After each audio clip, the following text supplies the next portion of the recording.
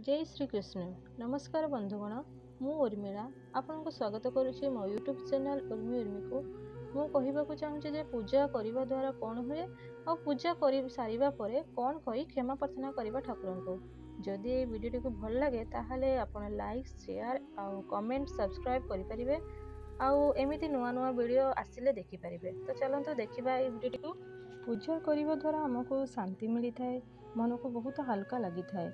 मनरे जिते भी कष्ट थाउ ना कहीं ठाकुरंक आगरे जदि किछि समय बसी पड़िबा ना ताहले से सब दूरेई जाई थाए। एहा ही तो भक्ति भावना भगवान को प्रति।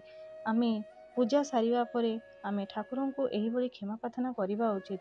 मंत्रटी हैला तमेव माताश्च पिता तमेव तमेव बन्धुश्च सखा तमेव तमेव विद्या द्रविणं तमेव तमेव सर्वं मम देव देव। मंत्रहीनं क्रियाहीनं भक्तिहीनं जनार्दनं यत्पूजितं मया देव परिपूर्णं तदस्तु मे। आवाहं न जानामि विसर्जनं पूजा चैव न जानामि क्षमश्च परमेश्वर। अन्यथां शरणं नास्ति तमेव शरणं मम तस्मात् कारुण्य भावेन रक्ष मां परमेश्वर।